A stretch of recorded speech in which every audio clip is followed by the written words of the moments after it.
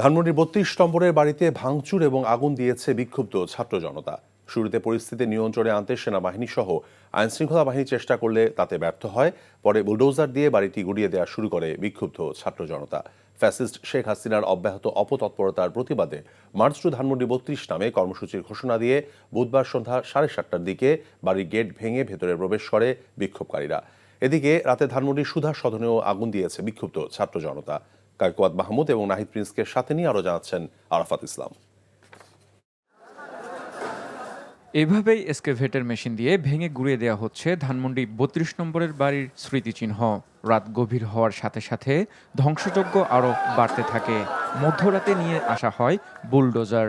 এরপর একে একে ভাঙা হয় শেখ মুজিবের বাড়িসহ তার প্রতিকৃতি ও আশেপাশের স্থাপনা। এর আগে বুধবার রাতে ধানমন্ডি ৩২ নম্বরের বাড়ির গেট ভেঙে ভবনে প্রবেশ করে বিক্ষুব্ধ ছাত্র জনতা। তারা মিছিল ও স্লোগান দিয়ে বাড়ির দেয়ালসহ বিভিন্ন স্থাপনা ভাঙচুর করে। পরে আগুন দিয়ে পুড়িয়ে দেওয়া হয় বাড়িটি। পরিস্থিতি নিয়ন্ত্রণের চেষ্টা করে সেনাবাহিনী সহ আইনশৃঙ্খলা রক্ষাকারী বাহিনী। আন্দোলনকারীদের সঙ্গে তাদের কয়েক দফা ধস্তাধস্তি এবং খানিকটা ধাওয়া পাল্টা ধাওয়া হয়। এরপর আইনশৃঙ্খলা বাহিনীর সদস্যরা সরে গেলে বিক্ষোভকারীরা বাড়িটি ভেঙে ফেলার কাজ শুরু করে। ভোর পেরিয়ে গেলেও সেটি এখনও শেষ হয়নি।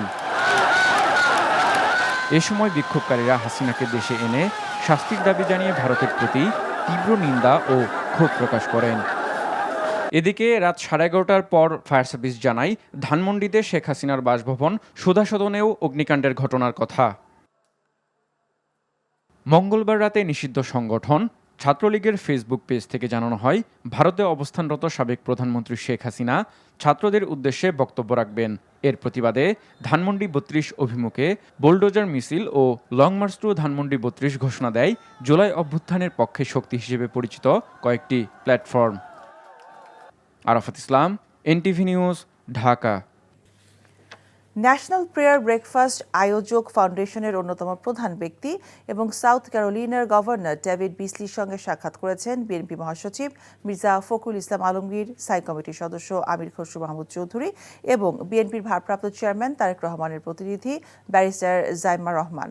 Governor David Beasley Republican governors অ্যাসোসিয়েশনের সাবেক সভাপতি, জাতিসংঘের ওয়ার্ল্ড ফুড প্রোগ্রামের প্রেসিডেন্ট এবং 2020 সালে সিরিয়া, ইয়েমেন এবং আফগানিস্তানে মানবিক সাহায্য দিয়ে মানুষের জীবন বাঁচানোর জন্য তার নেতৃত্বের স্বীকৃতিতে নোবেল শান্তি পুরস্কার পান তিনি। রোহিঙ্গা সংকটের সময় তিনি বাংলাদেশ সফর করেছিলেন। বর্তমানে তিনি বিশ্বব্যাংকের পরবর্তী প্রেসিডেন্ট হওয়ার জন্য প্রেসিডেন্ট ডোনাল্ড ট্রাম্পের সংক্ষিপ্ত তালিকাভুক্ত প্রার্থীদের মধ্যে অন্যতম। রাজধানীর ধানমন্ডি ৩২ নম্বরের বাড়ি এখনও ভাঙছে বিক্ষুব্ধ ছাত্র জনতা, যাতে ব্যবহার করা হচ্ছে বুলডোজার। ফ্যাসিস্ট শেখ হাসিনার অপতৎপরতার প্রতিবাদে মার্চ টু ধানমন্ডি ৩২ নামে কর্মসূচির ঘোষণা দিয়ে গতকাল সন্ধ্যায় বাড়ির গেট ভেঙে ভেতরে প্রবেশ করেছিল বিক্ষোভকারীরা। শুরুতে পরিস্থিতি নিয়ন্ত্রণে আনতে সেনাবাহিনী সহ আইনশৃঙ্খলা বাহিনী চেষ্টা করলেও তাতে ব্যর্থ হয়। এদিকে রাতে শেখ হাসিনার বাসভবন ধানমন্ডির সুধা সদনেও আগুন দেয় বিক্ষুব্ধ ছাত্র জনতা।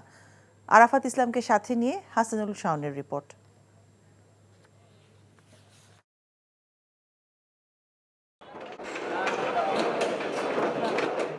ছাত্র জনতার ক্ষোভ যেন কমছেই না। এখনো ভাঙা হচ্ছে ধানমন্ডি ৩২ নম্বরের বাড়িটি। বুলডোজার দিয়ে গুড়িয়ে দেয়া হচ্ছে স্থাপনাগুলো। বিক্ষুব্ধ ছাত্র জনতার উপস্থিতিতে বাড়িটি ভাঙা হচ্ছে।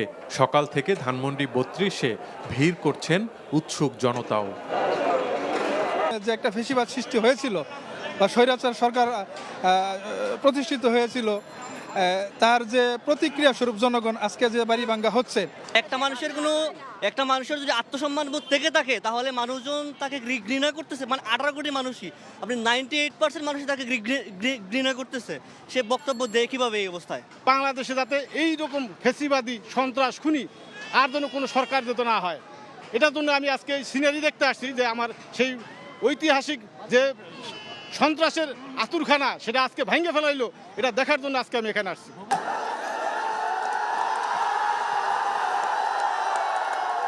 এর আগে বুধবার রাতে ধানমন্ডি ৩২ নম্বরের বাড়ির গেট ভেঙে ভবনে প্রবেশ করে বিক্ষুব্ধ ছাত্র জনতা।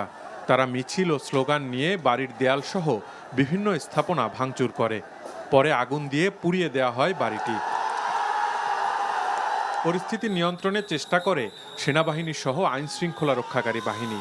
আন্দোলনকারীদের সঙ্গে তাদের কয়েক দফা ধস্তাধস্তি এবং খানিকটা ধাওয়া পাল্টা ধাওয়াও হয়। এরপর আইনশৃঙ্খলা বাহিনীর সদস্যরা সরে গেলে বিক্ষোভকারীরা বাড়িটি ভেঙে ফেলার কাজ শুরু করে। মধ্যরাতে নিয়ে আসা হয় বুলডোজার। এরপর একে একে ভাঙা শুরু হয় শেখ মুজিবের বাড়িসহ তার প্রতিকৃতি ও আশপাশের স্থাপনাগুলো। এ সময় বিক্ষোভকারীরা হাসিনাকে দেশে এনে শাস্তির দাবি জানিয়ে ভারতের প্রতি তীব্র নিন্দা ও ক্ষোভ প্রকাশ করেন। আমরা এটি চাই, হাসিনার কোনো অস্তিত্ব বাংলার মাটিতে থাকবে না, এই পেশিবাদের আস্তানা বাংলার মাটিতে থাকবে না। আজকে উনি রায়বাসে বলতেছে আমরা এগুলো বাচ্চা বাচ্চা না, আমরা বাংলার বাঘ। 52 থেকে শুরু করে 62, 66, 69, 70, 71-এর সব মালিকানা যেন এখানে এসে ঠেকছে। তাহলে 71-এর 7 কোটি বাঙালি কি বাংলাদেশ স্বাধীন করে নাই? বুধবার নিষিদ্ধ সংগঠন ছাত্রলীগের ফেসবুক পেজ থেকে ভারতে অবস্থানরত সাবেক প্রধানমন্ত্রী শেখ হাসিনার ভাষণ প্রচার করা হয়, যার জেরেই ধানমন্ডি 32 অভিমুখে বুলডোজার মিছিল এবং লং মার্চ টু ধানমন্ডি 32 ঘোষণা দিয়েছিল জুলাই অভ্যুত্থানের পক্ষের শক্তি হিসেবে পরিচিত কয়েকটি প্ল্যাটফর্ম থেকে। Hasanul Shawon, NTV news, Dhaka. ধানমন্ডি 32 নম্বরের বাড়ির আরও খবর জানতে আমরা সরাসরি যাচ্ছি সেখানে আমাদের স্টাফ করেসপন্ডেন্ট নূর হোসেনের কাছে। নূর, ধানমন্ডি 32 নম্বরের বাড়ি সম্পর্কে আপনার কাছে এখন আর কি তথ্য আছে?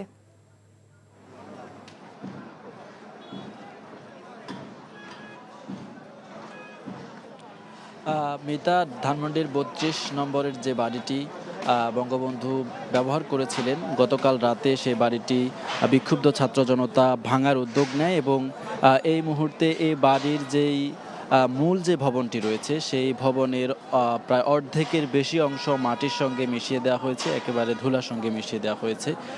এবং এই মুহূর্তে দুটি স্ক্যাভেটর যেগুলো ছিল, যেগুলো দিয়ে বাড়িটি ভাঙা হয়েছে, সেই দুটি স্ক্যাভেটরের যারা পরিচালক ছিলেন বা ড্রাইভার ছিলেন, তারা ক্লান্ত হয়ে যাবার কারণে তারা এই মুহূর্তে এই জায়গায় নেই। তারা হয়তো বিকেলের দিকে আবার আসতে পারে, তখন আবার স্ক্যাভেটর দিয়ে ভাঙার যে কাজ সেটি আবার শুরু হবে বলে আমরা জানতে পেরেছি। এখন এই মুহূর্তে বিক্ষুব্ধ জনতা নিজেদের হাতে যে সমস্ত আছে, হাতুড়ি, শাবল, এসব দিয়ে হচ্ছে আপনার এই বাড়িটি ভাঙার চেষ্টা করছেন এবং ভেঙে ফেলছেন যে যেভাবে পারছেন। এছাড়া উৎসুক জনতা এখানে এসে ভিড় করেছেন, তাদের অনেকের সঙ্গে আমরা কথা বলেছি। তারা বলছেন বাংলাদেশে স্বৈরতন্ত্রের বা স্বৈর শাসকের কোনো স্মৃতিচিহ্ন অক্ষত থাকুক, এটা তারা চান না। এবং একই সঙ্গে তারা বেশ কিছু দাবি দেওয়া জানিয়েছেন। এই ভবনটি যে জায়গাটিতে রয়েছে সেই জায়গাটিতে পাবলিক টয়লেট নির্মাণের দাবি জানিয়েছেন।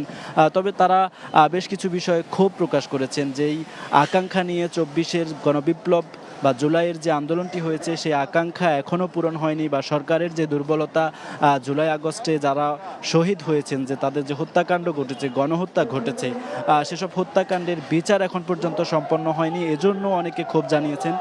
তবে তারা দ্রুততম সময়ের মধ্যে যাতে বিচারের কাজ সম্পন্ন করা হয় সেজন্য সরকারের কাছে দাবি জানিয়েছেন। এছাড়া তারা বলেছেন যে এই ধরনের ভবিষ্যৎ বাংলাদেশে কোনো ধরনের স্বৈরতন্ত্র যাতে প্রতিষ্ঠিত না হতে পারে, সেজন্য স্বৈরতান্ত্রিক সরকার যেন না হয়, তাদের জন্য এই ভবনটির যেই ভাঙা হচ্ছে এটি একটি বার্তা হিসেবে থাকবে। ভবিষ্যতে যারা সরকারে আসবেন তারা কোনো ধরনের স্বৈরতন্ত্রে বা স্বৈরতান্ত্রিক শাসনের দিকে যাতে না যান, সেজন্য এই ভবনটির যে ভাঙচুর কার্যক্রম চলছে সেটি থেকে শিক্ষা নেবার জন্য এখানকার যে উৎসুক জনতা রয়েছেন তারা আহ্বান জানাচ্ছেন। মিতা, জানছিলাম ধানমন্ডি 32 নম্বরের সবশেষ খবর। কুমিল্লার সাবেক সংসদ সদস্য বাহাউদ্দিন বাহারের বাড়ি এবং আওয়ামী লীগের অফিস ভাঙচুর করেছে বিক্ষুব্ধ ছাত্র জনতা। আরও খবর জানতে সরাসরি যাচ্ছি আমাদের স্থানীয় প্রতিনিধি মাহফুজ নান্টুর কাছে। নান্টু, এই মুহূর্তে আপনার কাছে কি তথ্য আছে আমাদেরকে জানাবেন। প্রথমে যেটা বলছিলেন যে গতকাল রাতে শেখ হাসিনা অনলাইনে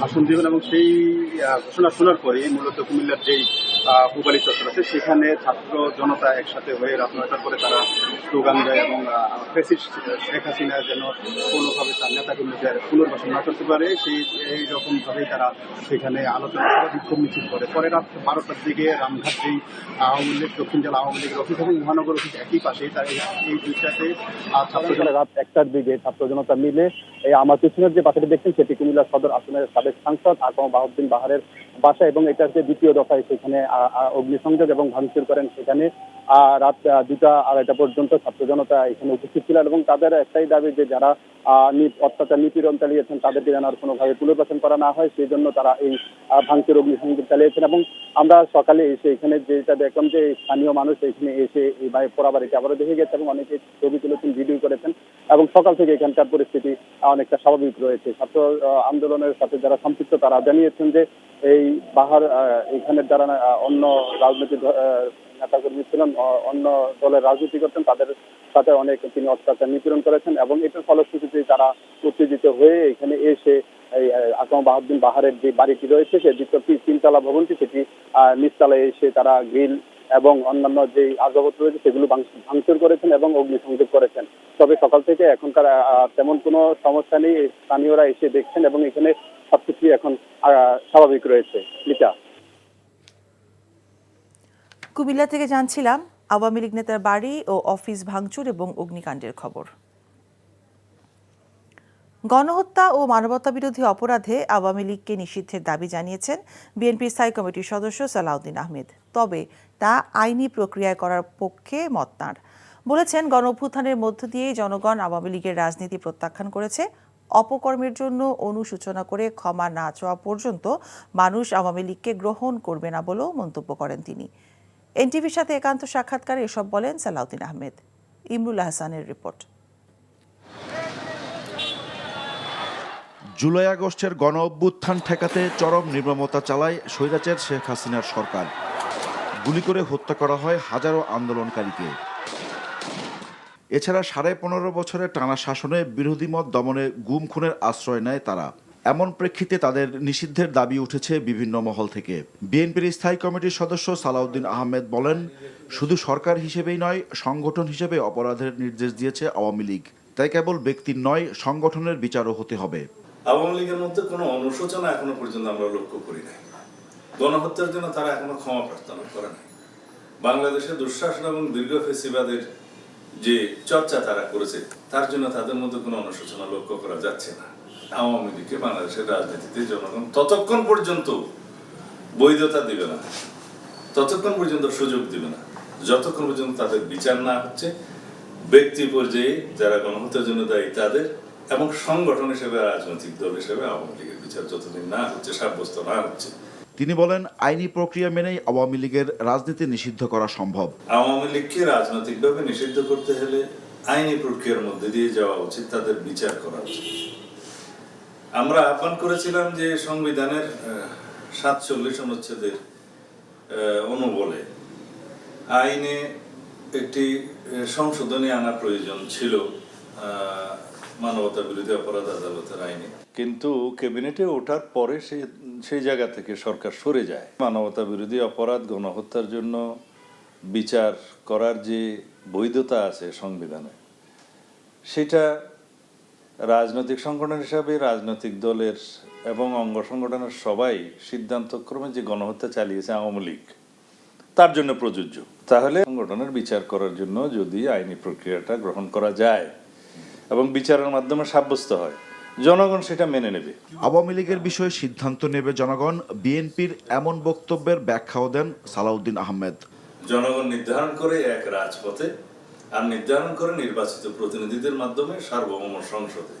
তখন রাজপথে জনগণ তো সিদ্ধান্ত দিয়েছে, রাজপথে জনগণ গণ অভ্যুত্থান করেছে, গণহত্যাকারী আওয়ামী লীগের বিরুদ্ধে তাদেরকে বিতাড়ন করেছে এবং বাংলাদেশে ফ্যাসিবাদী গণহত্যাকারী আওয়ামী রাজনীতিকে তারা প্রত্যাখ্যান করেছে।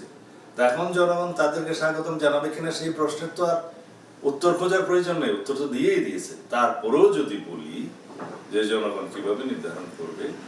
জনগণ এখন কোথাও বাংলাদেশের কোনো জায়গায় আওয়ামী লীগের কোনো রাজনৈতিক কর্মকাণ্ডকে তারা স্বাগতম জানাচ্ছে না, ওয়েলকাম করছে না।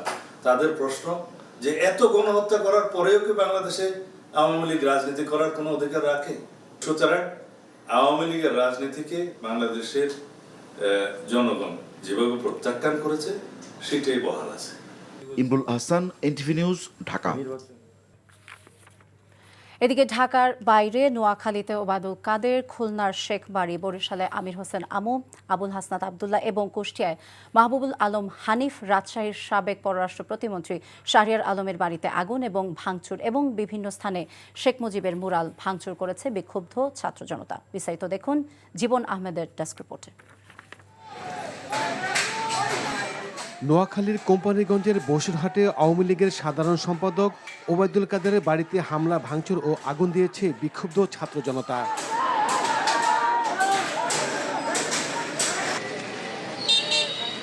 খুলনার গণভবন খ্যাত শেখ বাড়িটিতে বুধবার রাতে আগুন দেয় বিক্ষুব্ধ ছাত্র জনতা।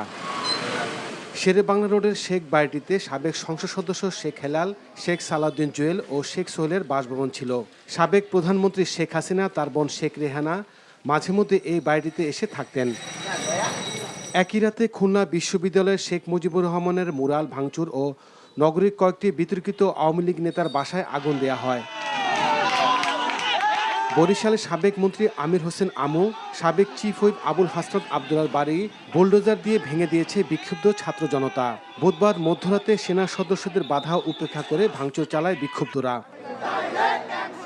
আওয়ামী লীগের যুগ্ম সাধারণ সম্পাদক মাহবুবুল আলম হানিফের কুষ্টিয়ার পিটিআই রোডের বাড়িটিতে প্রথমে আগুন দেয় বিক্ষুব্ধ ছাত্র জনতা, পরে এসকেভেটর দিয়ে গুড়িয়ে দেওয়া হয়। নাটোর ২ আসনের সাবেক সংসদ সদস্য ও জেলা আওয়ামী লীগের সহসভাপতি শফিকুল ইসলাম শিমুলের বিলাসবহুল বাড়িটি দ্বিতীয় দফা ভাঙচুর ও আগুন দেয় বিক্ষুব্ধ ছাত্র জনতা। ভোলায় সাবেক মন্ত্রী তোফায়েল আহমেদের বাড়ি ভাঙচুর ও আগুন দিয়েছে বিক্ষুব্ধ ছাত্র জনতা।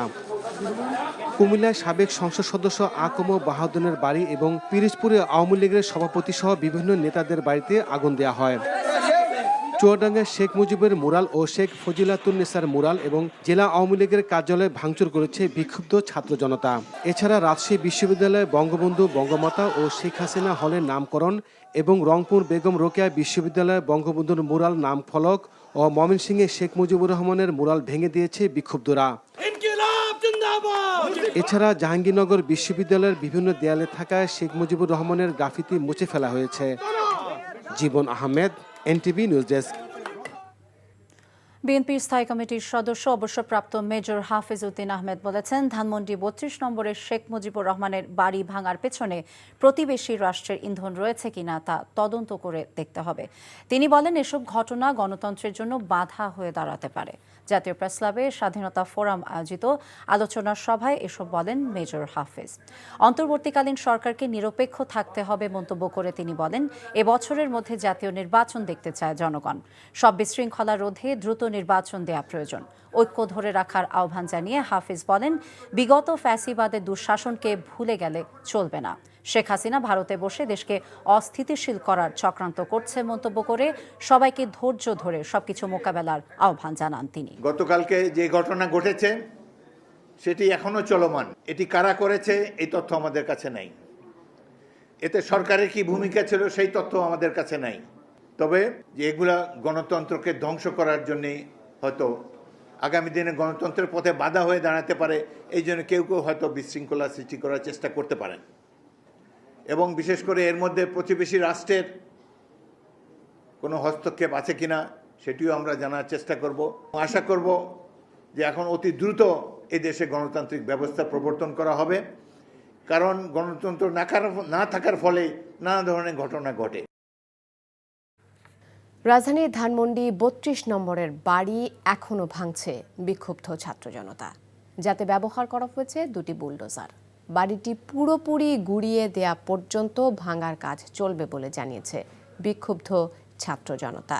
ফ্যাসিস্ট শেখ হাসিনার অপতৎপরতার প্রতিবাদে মার্চ টু ধানমন্ডি ৩২ কর্মসূচি করে বিক্ষোভকারীরা। নূর হোসেন জানাচ্ছেন বিস্তারিত।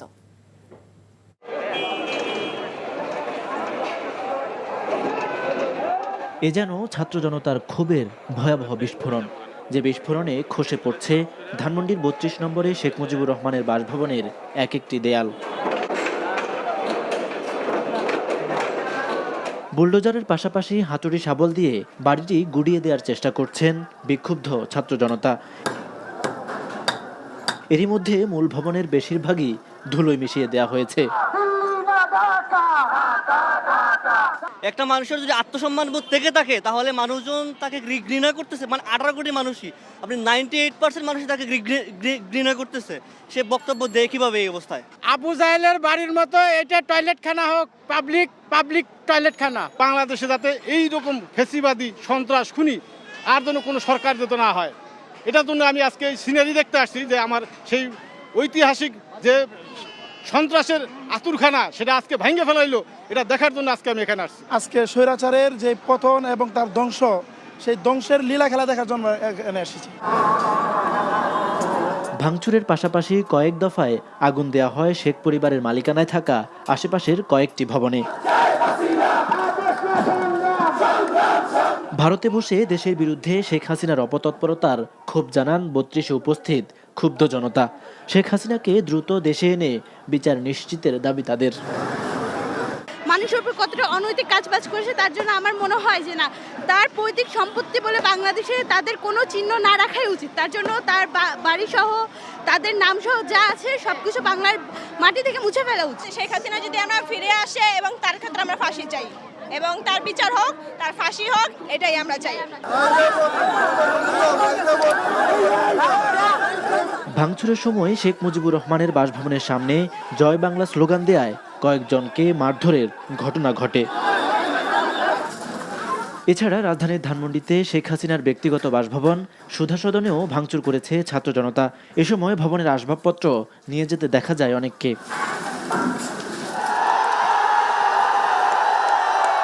বুধবার নিষিদ্ধ সংগঠন ছাত্রলীগের ফেসবুক পেজ থেকে ভারতে অবস্থানরত পতিত স্বৈরাচার শেখ হাসিনার ভাষণ প্রচারের ঘোষণায় ক্ষোভে ফুঁসে ওঠে ছাত্র জনতা। এর প্রেক্ষিতে ধানমন্ডি ৩২ অভিমুখে বুলডোজার মিছিল ও লং মার্চ টু ধানমন্ডি ৩২ ঘোষণা দেয় বিক্ষুব্ধ ছাত্র জনতা। নূর হোসেন, এনটিভি নিউজ, ঢাকা। দর্শক, এ বিষয়ে জানতে যাচ্ছি ধানমন্ডি ৩২ নম্বরে। সেখানে আছেন স্টাফ করেসপন্ডেন্ট ইফতেখার রেজা। ইফতেখার, ছাত্র জনতা এখনও বিক্ষুব্ধ, তারা এখনও ধানমন্ডি ৩২-এর বাড়িটি ভাঙছে। আপনি আমাদের সর্বশেষ কি তথ্য জানাবেন? ধন্যবাদ। আমি এখন যদি বলি যে সর্বশেষ কি পরিস্থিতি, এখানে যদি আমি একটু ক্যামেরাটি দেখাই আপনার মাধ্যমে দর্শককে, যে এখনও এই ভবনের বা এই ঘরগুলোতে এখনও আগুনের যে উত্তাপ, সেই উত্তাপ এখনও রয়েছে। দ্বিতীয় দফায় আগুন দেবার পর গতকাল রাত থেকে আজ পর্যন্ত এখানে আগুন চলমান ছিল হয়তো কিছুক্ষণ আগ পর্যন্ত, এবং এখনও আগুনের যে আমরা তাপ সেটি অনুভব করছি, এবং যে পুড়ে যাওয়ার পর যে আগুনের যে কয়লা, সেই কয়লাটা আমরা দেখতে পাচ্ছি। এবং বিক্ষুব্ধ যে জনতা রয়েছে সেই জনতা মূলত এককভাবে তারা বিভিন্নভাবে বিভিন্ন দেশীয় যে যন্ত্র আছে বা শাবল বা হাতুড়ি টাইপের যে যন্ত্রগুলো রয়েছে সেই যন্ত্রগুলো দিয়ে মূলত ভাঙচুরের কাজ এখনও করছে। এবং আমি যদি দেখাই যে বড় করে ছবি, যে এখনও উৎসুক জনতার ভিড়, বিভিন্ন জন বিভিন্ন কর্মক্ষেত্র থেকে বা বিভিন্ন তার নিজ এলাকা থেকে, ঢাকা শহরে বিভিন্ন প্রান্ত থেকে এসেছে তারা মূলত এসে এখানে ভিড় জমাচ্ছে, এবং যে ভাঙচুরের যে বিষয়টি সেই ভাঙচুরটা এখনও করছে। এবং ধানমন্ডি ৩২ নম্বরের যে মূল ভবন, সেই ভবনটি যদি দেখায় এখন পর্যন্ত অর্ধেকটা ভেঙে ফেলা হয়েছে, এবং বিভিন্ন জায়গায় ছোট ছোট করে এখনও আগুন জ্বলছে। এবং যে ভাঙচুর যে বিষয়টি, সেই ভাঙচুরটি সেই ভবনেও চলমান রয়েছে। তবে এই বিষয়টি নিয়ে মূলত প্রধান উপদেষ্টা বিবৃতি দিয়েছেন যে এটি মূলত প্রেভিত এবং মূলত এটি অনাকাঙ্ক্ষিত মূলত। তো তিনি জানিয়েছেন যে শেখ হাসিনার যে বক্তব্য উস্কানিমূলক, সেই বক্তব্যের কারণে এমনটি ঘটেছে বলেই বিবৃতি দেওয়া হয়েছে সরকারের পক্ষ থেকে। তো এই ছিল ধানমন্ডি ৩২ থেকে সর্বশেষ তথ্য। শেখ হাসিনা ভারতে বসে বক্তব্য দিয়ে বাংলাদেশকে অস্থিতিশীল করায় ঢাকায় নিযুক্ত ভারতীয় ভারপ্রাপ্ত হাইকমিশনারকে তলব করেছে পররাষ্ট্র মন্ত্রণালয়। শেখ হাসিনার এসব কর্মকাণ্ড দুদেশের মাঝে সম্পর্ক বিনষ্ট করছে জানিয়ে ভারতকে একটি প্রতিবাদ লিপি দিয়েছে বাংলাদেশ। পররাষ্ট্র উপদেষ্টা তৌহিদ হোসেন বলেন, ক্ষোভের বহিঃপ্রকাশেই ধানমন্ডি ৩২ ভাঙচুর করেছে জনতা। শফি মাহমুদ সাগরের রিপোর্ট। ৬ মাস আগে গণঅভ্যুত্থানের মুখে ভারতে পালিয়ে যান স্বৈরাচার শেখ হাসিনা। তবে বিদেশের মাটিতে বসেও দেশকে অস্থিতিশীল করতে সামাজিক যোগাযোগ মাধ্যম সহ নানা প্ল্যাটফর্মে বক্তব্য ও বিবৃতি দিয়ে যাচ্ছেন তিনি। এমন অভিযোগ করে প্রতিবাদ জানাতে বৃহস্পতিবার ঢাকায় নিযুক্ত ভারতীয় ভারপ্রাপ্ত হাইকমিশনার পবন বাধেকে তলব করে পররাষ্ট্র মন্ত্রণালয়। ব্রিফিংয়ে পররাষ্ট্র উপদেষ্টা বলেন, দুদেশের সম্পর্ক সমুন্নত রাখতে শেখ হাসিনাকে থামাতে ভারতকে অনুরোধ জানানো হয়েছে। তার যেসব বক্তব্য প্রধানত মিথ্যা উনি উল্লেখ করছেন, সেটা এক ধরনের ইনস্টেবিলিটিতে প্রভোগ করছে বাংলাদেশে। এই জন্য আমরা অনুরোধ করেছি যে এই প্র্যাকটিসটা বন্ধ করার জন্য তারা যেন ব্যবস্থা নেয়। শেখ হাসিনার উস্কানিমূলক বক্তব্যের জন্যই ছাত্র জনতা ধানমন্ডি ৩২ ভাঙচুর করেছে উল্লেখ করে এই ঘটনার পুনরাবৃত্তি হবে না বলে জানান উপদেষ্টা। তার সাম্প্রতিক বক্তব্যগুলি ছিল অত্যন্ত বেশি আক্রমণাত্মক, যে কারণে হয়তো এই ইয়াং জেনারেশনের সেন্টিমেন্টেশন শক্ত খুব বেশিভাবে লেগেছে। এটাকে আমরা ক্ষোভের বহিঃপ্রকাশ হিসেবেই দেখব, কিন্তু তারপরেও এরকম ঘটনার পুনরাবৃত্তি রোধ করার চেষ্টা করতে হবে। অন্তর্বর্তী সরকার গঠনের পর গত ৬ মাসে বিভিন্ন ইস্যুতে এ নিয়ে ৪ বার ঢাকায় নিযুক্ত ভারতীয় কূটনীতিকদের তলব করল পররাষ্ট্র মন্ত্রণালয়। তো এই প্রসঙ্গ দিয়ে একটা শফি মাহমুদ সাগর, এনটিভি নিউজ, ঢাকা। ধানমন্ডির ৩২ নম্বর বাড়িতে ভাঙচুরের ঘটনা অনভিপ্রেত ও অনাকাঙ্ক্ষিত। পলাতক অবস্থায় ভারতে বসে জুলাই অভ্যুত্থানের বিরুদ্ধে শেখ হাসিনার উস্কানিমূলক বক্তব্যের কারণে জনমনে গভীর ক্রোধের বহিঃপ্রকাশ ঘটেছে। প্রধান উপদেষ্টা ডক্টর মোহাম্মদ ইউনূসের প্রেস উইংয়ের পাঠানো বিবৃতিতে বলা হয়, গত ৬ মাসে ৩২ নম্বরের বাড়িতে কোনো ধরনের আক্রমণ ধ্বংসযজ্ঞ হয়নি, কিন্তু বুধবার রাতের ঘটনা পলাতক শেখ হাসিনার বক্তব্যকে কেন্দ্র করে ঘটে। প্রধান উপদেষ্টার ভেরিফাইড ফেসবুক পেজে পোস্ট করা ওই বিবৃতিতে বলা হয়, জুলাই গণ অভ্যুত্থানকে অবমাননার পাশাপাশি শহীদ এবং আহতদের অপমান করেছেন শেখ হাসিনা। বিবৃতিতে আরও বলা হয়, পালিয়ে থেকে দেশকে অস্থিতিশীল করতে হুমকি ধামকি দিচ্ছেন শেখ হাসিনা। তার এই সহিংস আচরণের প্রতিক্রিয়া হিসেবে ৩২ নম্বরের বাড়ি ভাঙচুরের ঘটনা হয়েছে। আগামীকাল জুলাই গণ অভ্যুত্থানের সংগঠকদের সঙ্গে এবং রোববার প্রধান উপদেষ্টার সাথে বৈঠক হবে। সার্জিস আলমের এমন আশ্বাসে শহীদ পরিবারের সদস্যরা প্রায় ৭ ঘণ্টা পর শাহবাগ মোড় অবরোধ প্রত্যাহার করেছেন। এর আগে জুলাই বিপ্লবে ছাত্র জনতাকে হত্যার সাথে জড়িতদের গ্রেপ্তার এবং বিচার সহ ৫ দফা দাবিতে সকাল ১১টার পর শাহবাগে অবস্থান নেন শহীদ পরিবারের স্বজনরা। আন্দোলনকারীরা বলেন, ৬ মাস পার হয়ে গেলেও এখনও খুনিদের বিচারের আওতায় আনতে পারেনি সরকার। বিচার কার্যক্রম ধীর গতিতে চলছে অভিযোগ করে তারা দ্রুত বিচারের দাবি জানান। বিকেলে আন্দোলনকারীদের সাথে সমঝোতা করতে আসেন জাতীয় নাগরিক কমিটির মুখ্য সংগঠক সার্জিস আলম। পরে তার আশ্বাসে শাহবাগ অবরোধ প্রত্যাহার করেন আন্দোলনকারীরা।